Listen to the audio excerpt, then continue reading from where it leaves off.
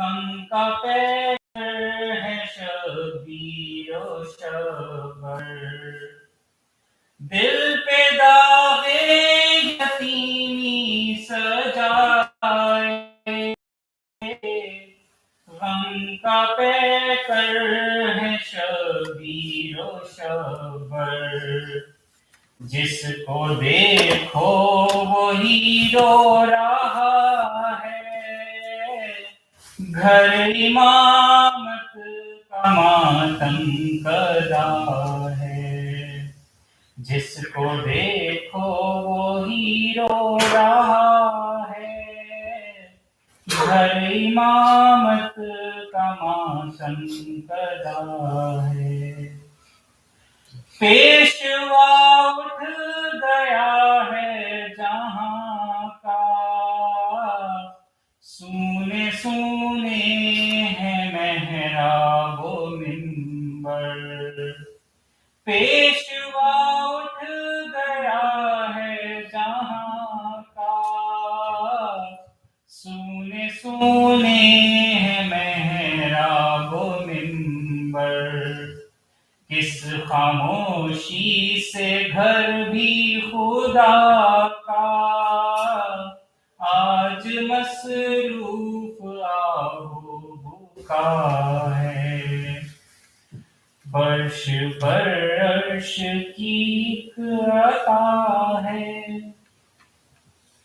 بے سہاروں کا ہے یہ سہارا، اس نے کتنے یتیموں کو پالا، بے سہاروں کا ہے یہ سہارا، اس نے کتنے یتیموں کو پالا، قتل مت کر اسے تو خدارا، یہ غریبوں کا ایک آسرا ہے، قتل مت کر اسے تو خدارا، یہ غریبوں کا ایک آسرا ہے،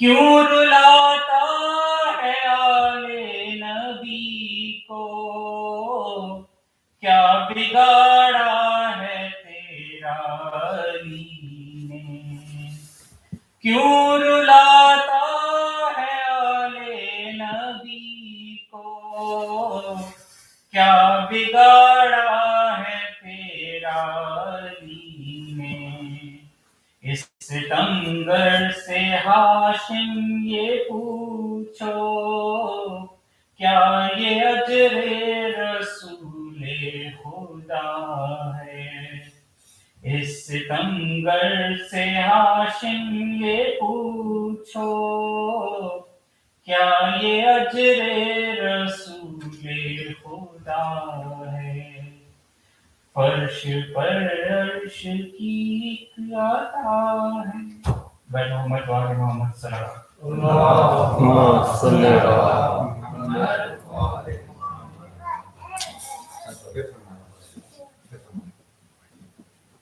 محمد وآل محمد صلی اللہ علیہ وسلم۔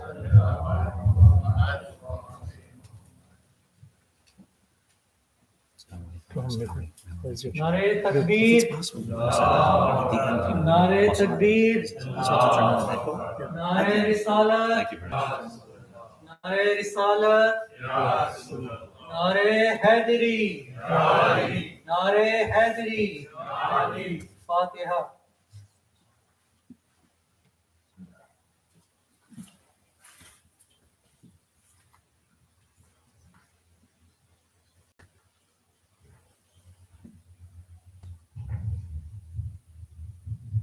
أفلح من صلى على محمد وآل محمد. اللهم صل على محمد وآل محمد. أعوذ بالله من الشيطان الرجيم. بسم الله الرحمن الرحيم. الحمد لله رب العالمين، والصلاة والسلام على أشرف الأنبياء والمرسلين، حبيب إله العالمين أبي القاسم المصطفى محمد. اللهم صل على محمد وآل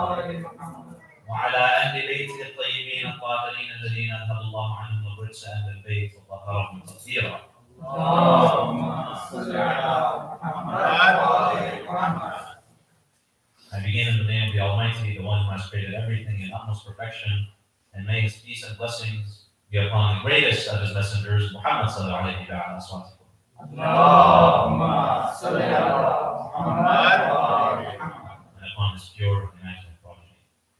Inshallah, for tonight, we will be discussing the Sermon of the Pious, Uqbat al-Muttaqeen, which is Sermon 192 in Nahj al-Balagh. Now, this sermon is a gold mine of wisdom from Amir al-Mu'mineen bestowed to us. How did this come to be? It is narrated that one of the companions of Amir al-Mu'mineen saw another companion by the name of Hammam. And Hammam, the hadith notes, he was a abid, he was a worshipper, very pious person. So Hammam goes to Amir al-Mu'mineen. He asks him, Sayyidi wa Mawlana, please describe to me a pious person, a muttaqi, ka'anni anzur ilayhi. Describe me a pious person in such a manner as if I see him in front of me. So the hadith says at first, Amir al-Mu'mineen was hesitant. He gave him a very light response, like a quick, the short answer. But then Hammam was insistent. He's like, Sayyidi, I need more. Please elaborate. So afterwards, after a little bit of hesitation, the Imam, he first praises Allah, Yahmudullah, and then he recites salawat upon his Prophet. Sallu alayhi wa ba'ala aswat. اللهم صل على محمد وآل محمد. And then he begins to describe the various qualities of the pious. And may Allah subhanahu wa ta'ala grant all of us the honor of being among the pious. But what are the qualities required to be a pious person? Do we just claim that we are pious and that's it? Yes.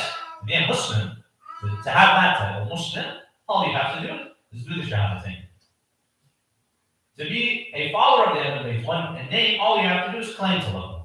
But to be a true follower of the Ahlul Bayt, who is a pious individual, a pious man or a pious woman, you have to adhere to the following principles laid out by the Imam. And of course, if we are to dig through this treasure trove, it will take us months. So we will only be analyzing various excerpts from this sermon. In one segment, the Imam describes the pious in this manner. He says, نُزِّلَتْ أَنفُسُهُمْ مِنْهُمْ فِي الْبَلَاءِ كَالَّتِي نُزِّلَتْ فِي الرُّخَاءِ.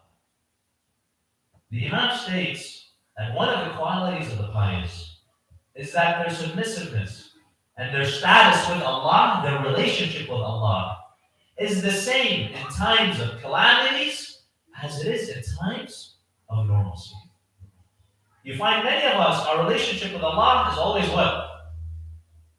It's on rocky shores.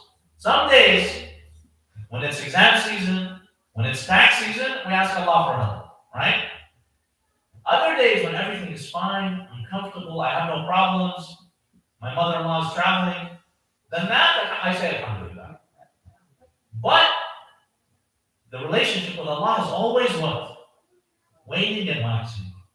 The Imam says a pious individual in the shiddah, in the bala, and in the raha, in times of where you're relaxed, it's normal, and in times of bala, your relationship with Allah is the same. Why? Simple. Because a pious person, he sees Allah, not with his eyes, of course, but he sees him with his heart. A pious person knows Allah is always there. In my hard times, in my easy times, Allah is the one who is providing for me. Allah is the one who is protecting me. So the relationship a pious person has with Allah Azza wa Jalla does not change. We find in another segment afterwards, the Imam continues. He says, وَلَوْلَا الْأَجَلُ الَّذِي كَتَبَ اللَّهُ عَلَيْهِمْ لَمْ تَسْتَقِرْ أَرْوَاحُهُمْ فِي أَجْسَادِهِمْ طَرْفَةَ عَيْنٍ شَوْقًا إِلَى الثَّوَابِ وَخَوْفًا مِنَ الْعِقَابِ. He says the pious individuals, if it has not been for what Allah has predetermined your life to be, in the Lawh al-Mahfuz, Allah subhanahu wa ta'ala already knows how long you're going to live. The expiration date is already written there. Yes, there are certain a'mal you can do, such as doing goodness to your parents, giving charity, that can extend that. But even that, it's written in the Lawh al-Mahfuz. So if that had not been for your predetermined death date, a pious individual looks forward to the akhirah. He looks forward to death. Why? Shawqan ila thawab. He knows that these mountains of good deeds that he's accumulated throughout his lifetime, good acts, giving charity, being patient with your family. Sometimes it's not easy. Many of us, we struggle with patience toward our parents, especially when they're getting old, elderly. They're not making as much sense as they used to. Patience with our young children. All those deeds, they compel on the day of judgment. You have something to show for. So he says, a mu'min, a muttaqi, a pious person looks forward to the day of judgment because he knows what Allah Azza wa Jal has awaiting for him.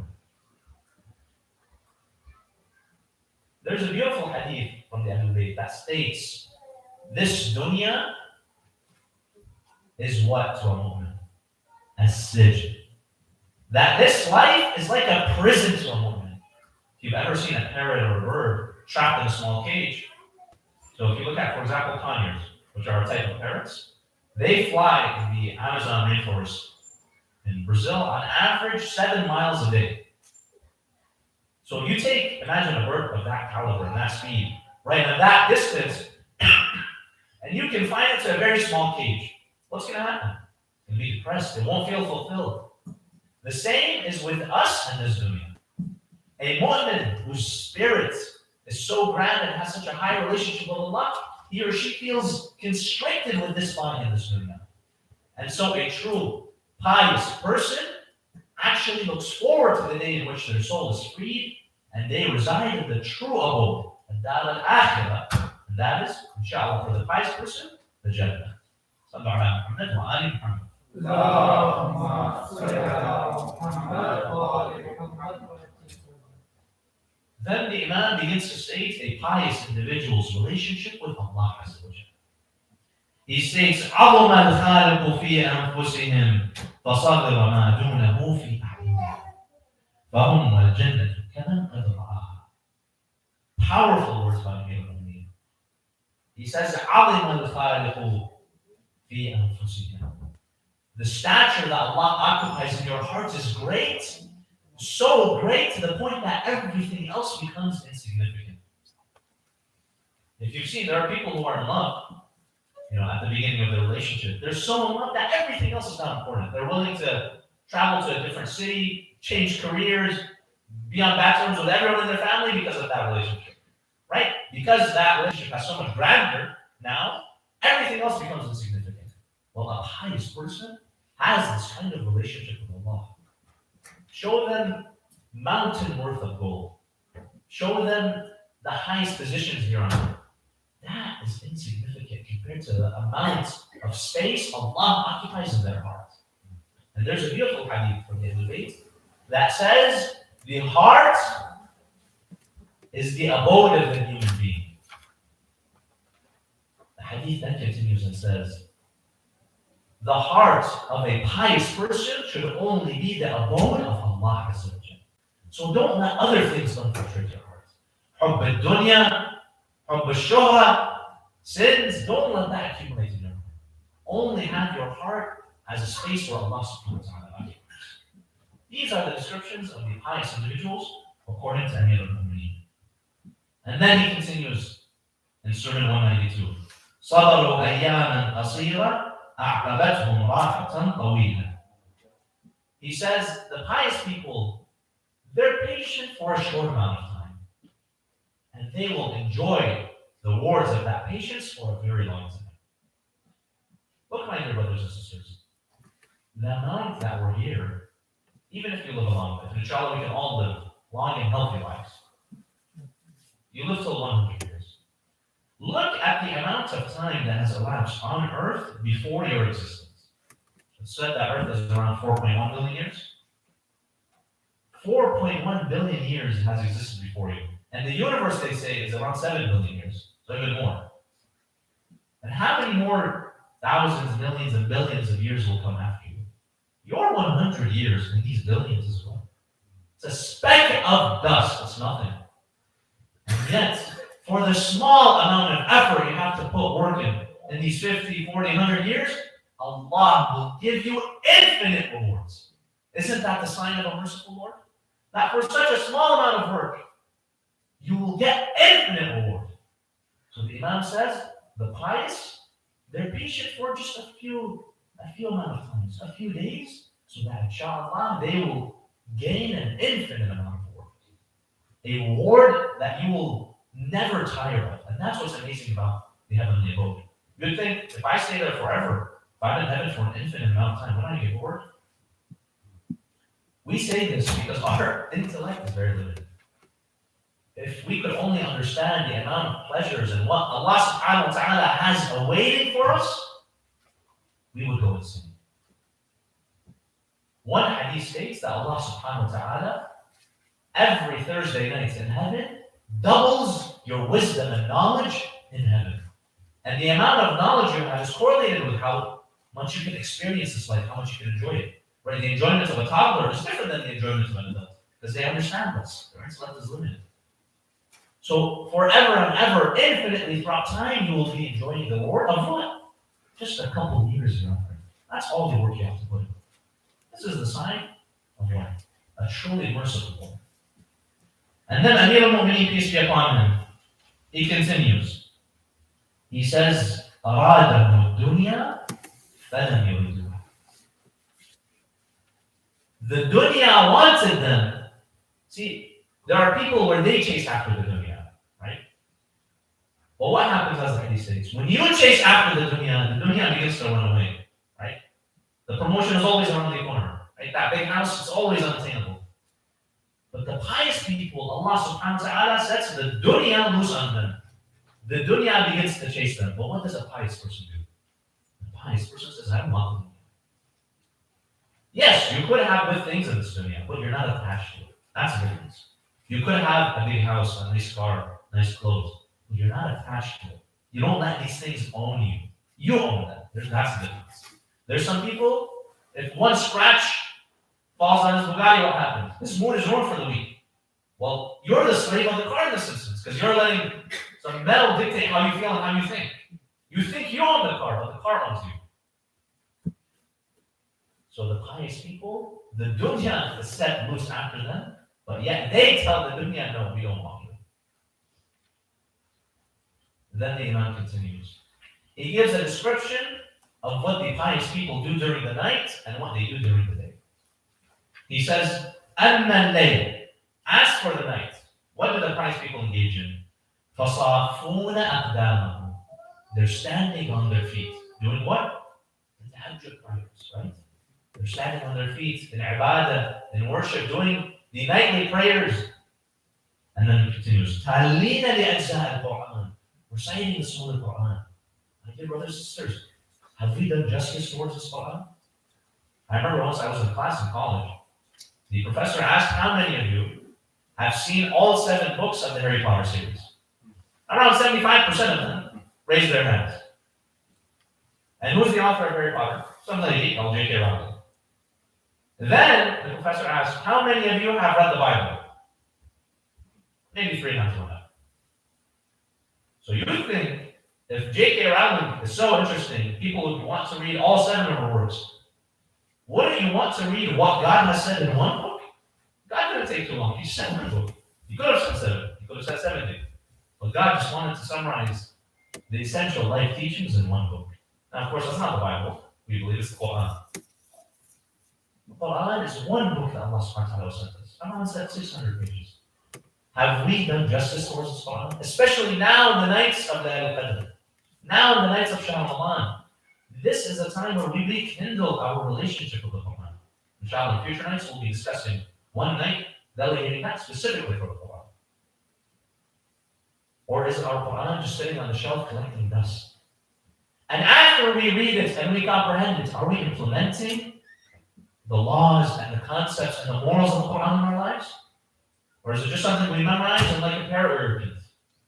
Are we taking care of the Quran the way we should?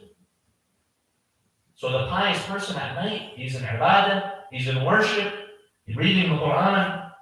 وَأَمَّا النَّهَارِ. As for the day, what is a pious person doing during the day?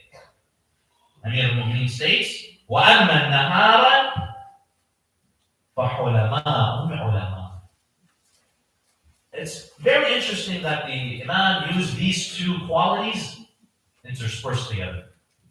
حُلَمَاءٌ ulama. They're forbearant while being knowledgeable. What do the two have to do with each other? Forbearance and knowledge. You see, dear brothers and sisters, the more your knowledge increases, the harder it is to be patient. The more you understand people's motivations, the way they do things, and the manners in which they are wrong, the more difficult it is to be patient with them. When you're a very simple individual, a very naive person, it's not that easy, it's not that difficult to be patient. But when you're someone who has knowledgeable, you understand the laws of Allah, you see how people are not implementing it, it becomes difficult to be patient with people. But yet, the Imam here combines these two qualities. You have to be knowledgeable, but you have to be forbearant, you have to be patient at the same time. أبرار أتقياء, pure and pious.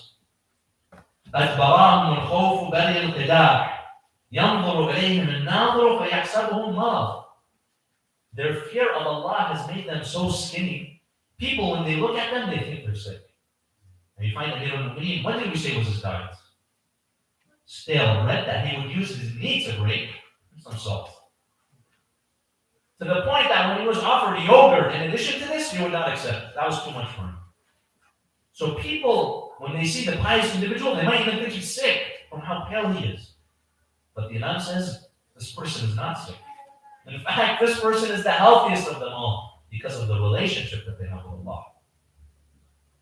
And then he says, وَيَقُولُ لَقَدْ خُلِقُوا. In fact, sometimes people who look at a pious individual says, this person, their wires are kind of off. They're kind of crazy. And subhanAllah, you find these days, with the culture that's going on around us, to stay pious and to stay on the Sirat al-Mustaqim, people will accuse you of being crazy. Look at all this talk of the LGBT community and all this gender stuff going on.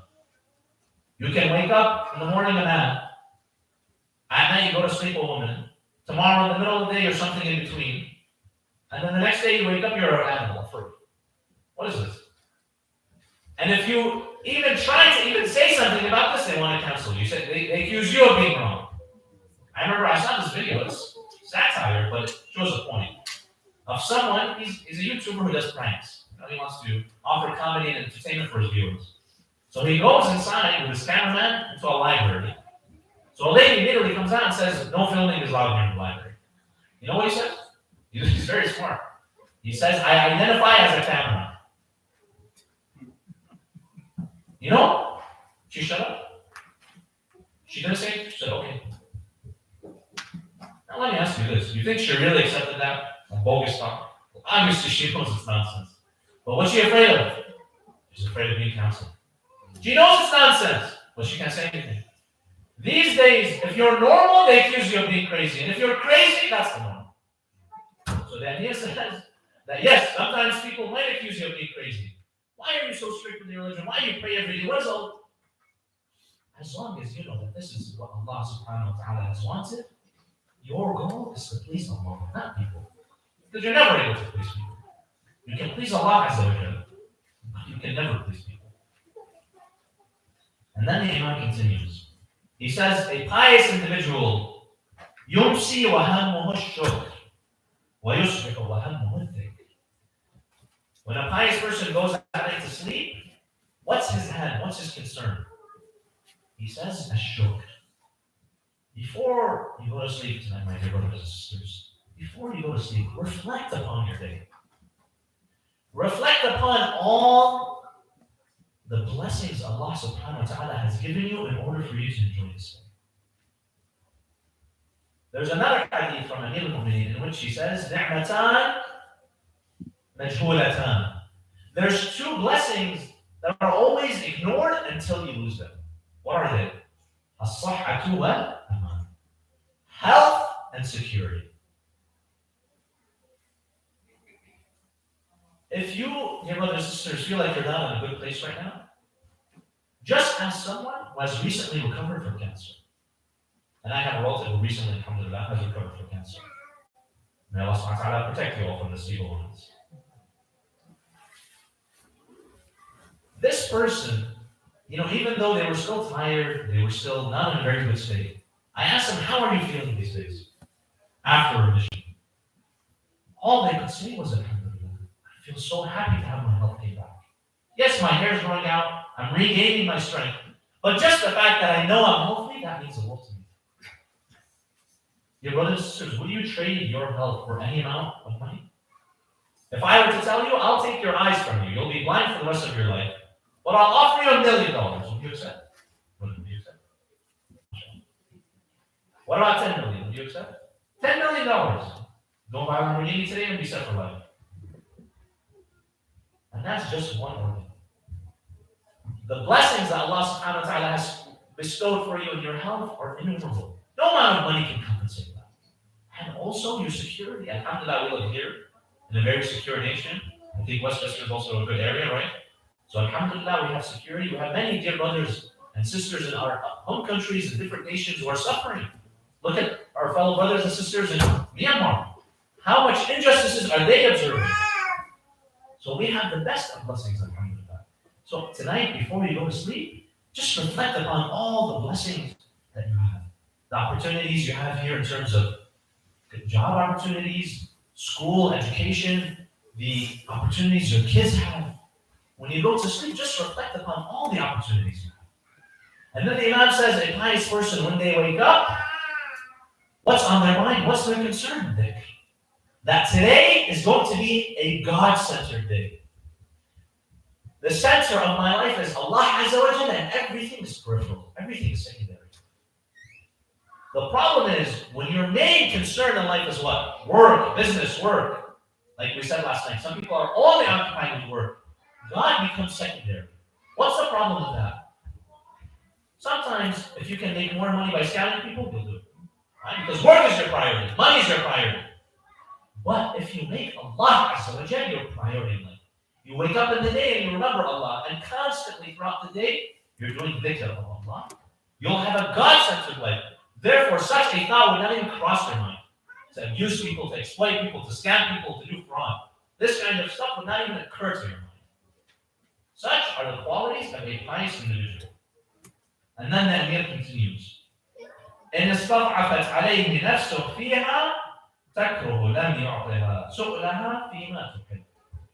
The Imam is giving us a practical advice. Amir al-Mu'mineen is saying, if you find it difficult to abstain from things that are bad for you, and we're in Ramadan right now, so sometimes you might find it's difficult to abstain from food, abstain from water, abstain from things that are made impermissible, abstain from looking down, lowering your gaze when you're not supposed to be looking at certain things. If you find it difficult to engage in not doing these things, why? Stuff that your nafs, your inner self wants to do, the Imam says the remedy for that is what? Whenever your self wants to do something, prevent it. Train and discipline yourself. When you want to get a good body, you want to get in shape, you go to the gym and host you. You have to have a strict diet. You see the hamburger in front of you, you can't eat it. You see the chips in front of you, you can't eat it. You see those beautiful sweets, the jurab lemon in front of you, you can't eat it. What do? You have to discipline yourself. The same way Imam Ali is teaching us, we have to discipline our nafs. One person, one scholar I saw, he recommended if you're having trouble taming and disciplining your nafs, start to take cold showers. So I asked him, what's the benefit of that? What could this possibly benefit? He said at first you're going to feel like you want to die from how cold it is. Right? Just try it tonight or this week. One day, try putting it on the coldest setting. Look at the torture that you're going to experience. He says if you're able to tame yourself and handle that, that will train your nafs in other areas of life. When you want to tame yourself and your nafs, you'll be able to. When you want to lower your gaze, you'll be able to. If you can handle that, then you can handle that. So the Imam here is offering us practical advice. Train your nafs so that you can avoid problems later on.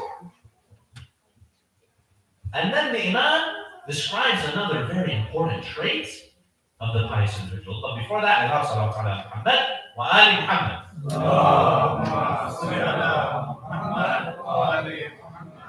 He says, Al-khayru minhu ma'moon, wa sharru minhu ma'moon. And And then he says, نَفْسٌ مِّنْهُ فِي عِنَاءٍ وَالنَّاسُ مِنْهُ راحٍ. He says a pious individual, people feel safe with that kind of person. They know there's nothing to be concerned. See, there's some people, when you're in a gathering, you have to watch out what you say, because you know, as soon as this person goes home, they're going to be spreading it everywhere on WhatsApp, right? There's no confidentiality with such kind of person. Or, you know, if you mention something that you did, they'll try to blackmail you later, right? They'll hold it against. A fight comes up 2 weeks later. Remember what you did last 2 weeks? There's some people, there's no safety with it. But a pious person, people feel comfortable with such a person. They know no evil is ever going to be emitted by such a person. Why? The Imam later explains. Because a pious person puts his own self down. His own desires, his evil desires, he puts them away so that other people can have raha from him. You find in our example last night of the mechanic, he preferred his own self over the raha of others. The mechanic who scams others, right? You go in expecting a $40 bill, you get $250 because you were scammed. Why did that person do that? He placed a priority of his own nafs and desires and greed above the comfort of others. A pious person takes that and converts it.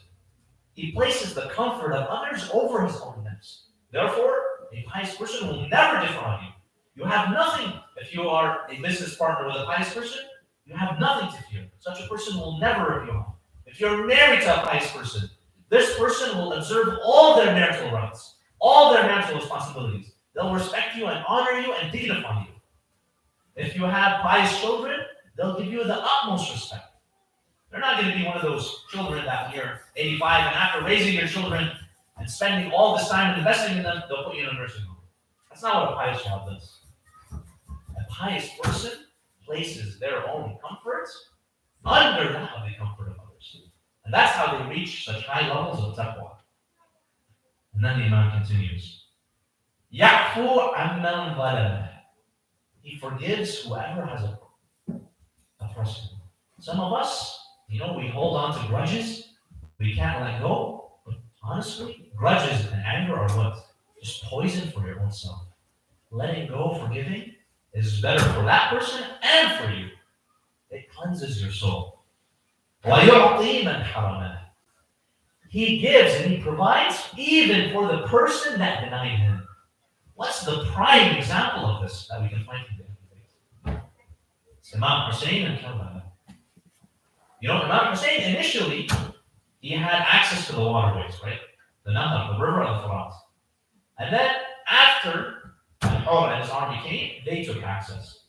Now, when Imam Hussein had access to the water, he would periodically open the way for the army of Hur to come and drink. He would give them. And yet, after that, Al-Hur did not do the same. A pious individual, even if the other person is on bad terms with you, you're on good terms with them. Yes, it's not easy, it's hard. What Imam Hussein does, what he did was very hard. Yes, I'll acknowledge that. But that's the price of being a person who is a pious individual. And then the Imam continues. He states, وَيَصِلُ مَنْ قَطَعَهُ. Sometimes, whether it's a dispute over land or some petty issue, we cut relationships with our family, with our kin. That is absolutely haram in Islam. Cutting relationship with your kin is haram. Yes, maybe if there's a family member you don't particularly like, you don't have to talk to them every day or meet them every day. But to cut relationships such that you no longer even associate with that person is absolutely prohibited. But a pious person, even when someone cuts their relationship with you, you still reach out. You have someone that's on bad terms with you. Tonight, send them a message. Tell them I'm praying for you on DAR-E-ZEHRA. Inshallah, Eid is coming up. Send them a message. Tell them Eid Mubarak. That is the quality of a pious individual. Even when others are on bad terms with you, you still have that heart in you to reach out and initiate. Ba'idan fuhshu. He does not swear. They don't use foul language. Layyinan qawlan. The tongue of a pious person is soft. And I often see this issue in mosques and places of worship where youth are coming and sometimes they're wearing shorts or they're not in their best behavior. What do some of the people who are in charge do? They yell at them. They tell them leave. They give them rude remarks. Is that the Islamic way of going about it? When Allah Azza wa Jal sent Prophet Musa to who? The Taghut of his time, Fir'aun, who had done a sin that nobody else like him had done, to the extent of forcing millions of people to worship him as a god. What? So he's not only doing shirk, he's trying to compete with Allah. No other sin can match this. How did Allah instruct Musa to speak to him? وَقُولَا لَهُ قَوْلًا لَيِّنًا. Allah commanded Musa to speak to him softly. Because even Fir'aun at the end of the day is a creation of Allah. That's the etiquette of Islam. So Musa was commanded to speak softly to Fir'aun. Don't you think we should do the same to our own youth, people who are attending our own programs, even if they're not on their best behavior? Shouldn't that be the prime example we should be following? This is the behavior of a muqtaqi. And finally, the Imam states, وَإِنْ بُغِيَ عَلَيْهِ صَبَرَ حَتَّى يَكُونَ اللَّهُ هُوَ الَّذِي يَنْتَقِمُ لَهُ. If a person transgresses and oppresses a pious person, do they immediately go and take retribution, an eye for an eye? You're allowed to. But what does a pious person do? A pious person waits, he or she is patient, and they wait until Allah Azza wa Jalla takes revenge for you. If you want to be satisfied with that feeling of revenge, don't you think Allah subhanahu wa ta'ala will do a better job of getting your rights and taking revenge for you than you? Allah subhanahu wa ta'ala, if someone wronged you, Allah is not going to let that slide. Allah is not going to leave that. Allah is not going to turn a blind eye. Eventually, Allah subhanahu wa ta'ala is what? Going to show them retribution. Allah is, yes, Arhamur Rahimin, but He's also what? Allah is also what? Yes, He is merciful. But on the other end, what is He also? Ashaddun. He's the most severe of what? Mu'aqibeen. He's the most severe of punishers. Allah is merciful, but at the same time, Allah is your lawyer. If you're a pious person, make Allah your lawyer. Allah will have the best prosecution and the best execution. You find Amir al-Mu'mineen, peace be upon him, on a night like this, the 21st, his heart was filled with mercy. So much mercy that, in fact, some of his own companions could not comprehend how the Imam had so much mercy in his heart. On a night like this, Amir al-Mu'mineen was spending his final moments here on earth. Ibn Muljam was captured, he was held in captivity. When Amir al-Mu'mineen tells his family, I want to go visit him. Now, why does Amir al-Mu'mineen want to go and visit Ibn Muljam? Ibn Muljam, when he sees Amir al-Mu'mineen approach, he's going to come and he's going to take retribution. He's going to punish me. He's going to take revenge on me for what I did to him. Amir al-Mu'mineen looks at his son, Imam al-Hasan sallallahu alayhi, and he says, your son, بِأَسِيرِكَ وَارْحَمْهُ وَحْفَقْ عَلَيْهِ. Have some compassion on your captive. Show him some mercy. Be gentle with him. أَلَا تَرَى إِلَىٰ عَيْنَاهِ قَدْ طَارَتَا إِلَىٰ أُمِّ رَأْسِهِ. Do you not see his eyes, how they've widened with fear? And then he says, وَقَلْبُهُ يَرْجِفْ خَوْفًا وَرُعْبًا وَفَزْعًا. His heart is shaking with fear and frightenment. So Imam al-Hasan responds to his father. He tells him, Sayyidi wa Mawlai, but this is the man that struck you. This is the man that dared struck the Imam of his time and the Caliph of his time. And Imam says, yes, but we are a family that forgives those who oppress us. This is the akhlaq of Amir al-Mu'mineen. He says, وَلَا تُقَيِّدْ قَدَمَيْهِ. Don't tie his feet and hands. Don't restrict him like that. Don't humiliate him as a captive.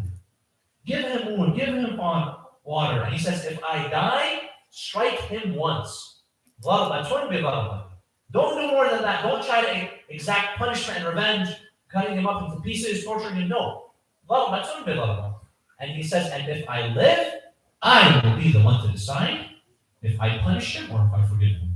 And knowing the akhlaq and the compassion of Amir al-Mu'mineen. We all know what he was going to do had he lived. Amir al-Mu'mineen was given some milk, some yogurt to drink. He drinks some and then he says, خُذُوهُ لَأَسْمِرْكُمْ. Even in the final moments of his life, he was thinking of the person who had struck him. He told them, take some food and water to Ibn Wajh, because even he should not go thirsty or hungry. Get the compassion within the heart of Amir al-Mu'mineen. Amir al-Mu'mineen, on a night like this, is surrounded by his children, by Hassan, by Hussein, by Zainab, by Kulthum, by Al-Abbas, salamullahi alayhim. One of his companions, Al-Aswad bin Nubatan, he asked to come inside. He looks at the Imam and he begins to cry. He looks at the state of his Imam and he begins to cry. The Imam tells him, don't cry. He says, لا تبكي إنها الجنة. He says, don't cry. And he points, he says, I see heaven in front of me. What other place would Amir al-Mu'mineen be headed other than the highest abode in heaven? But then Asbaq says, I'm not crying for you, Amir al-Mu'mineen. I know where you're going to go. He says, I'm crying for myself, for your ummah, for the people who will lose you and miss you. And then the people begin to gather around Amir al-Mu'mineen.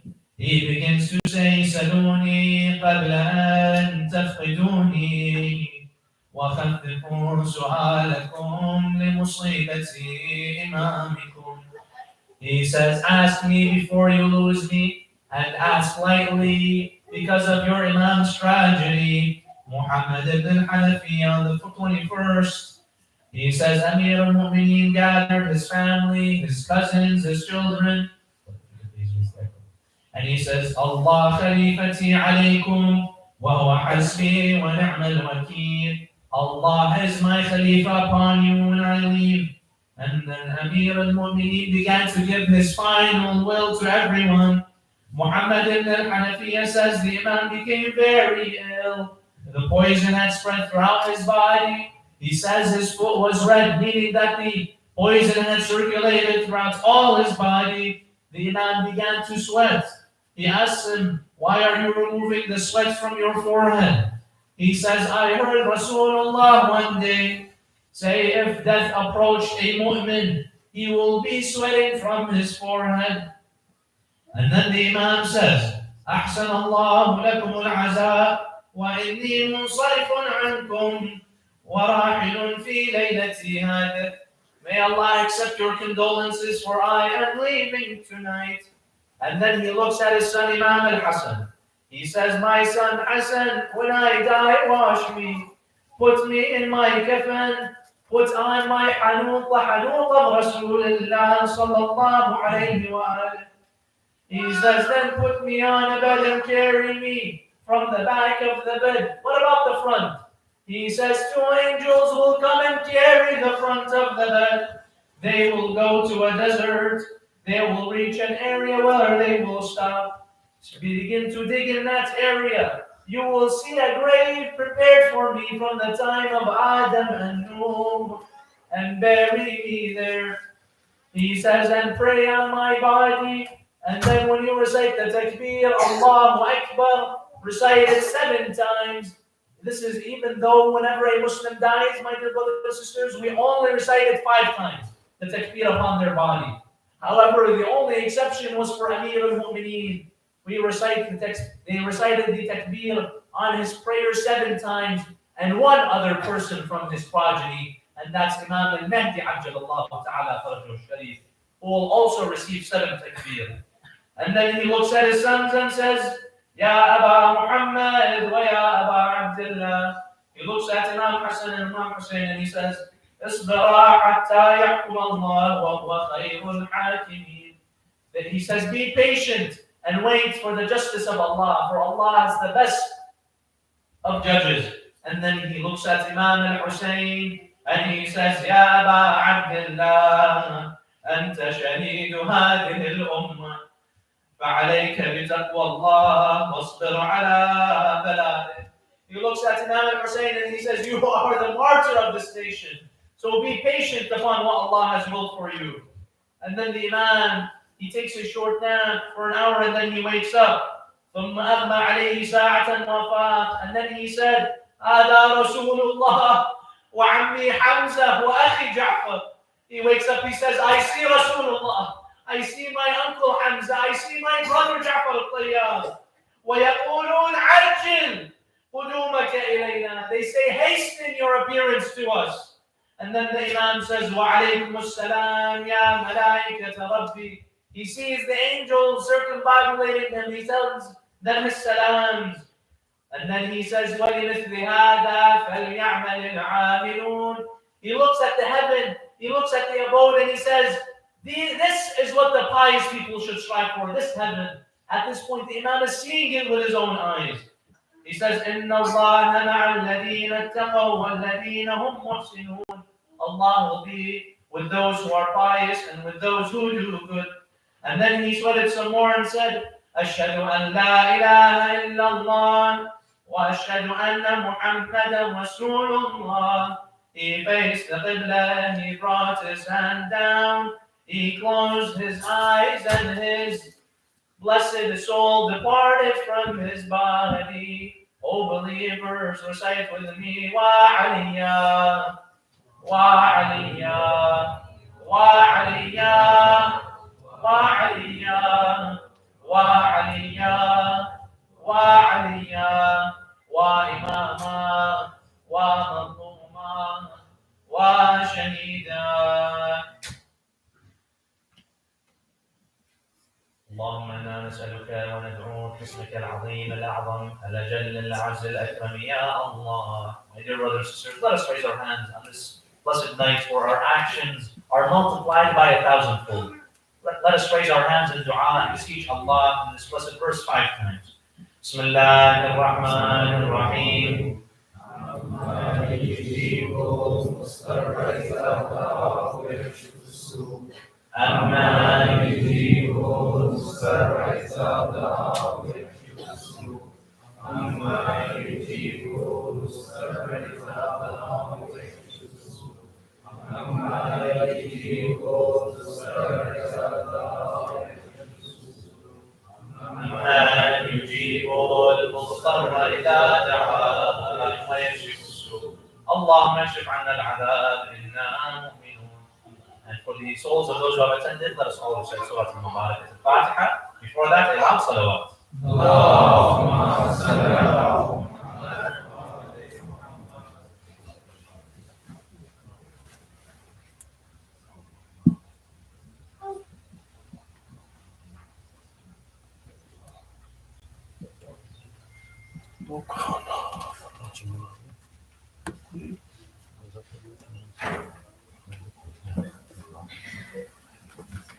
Y'all was saying.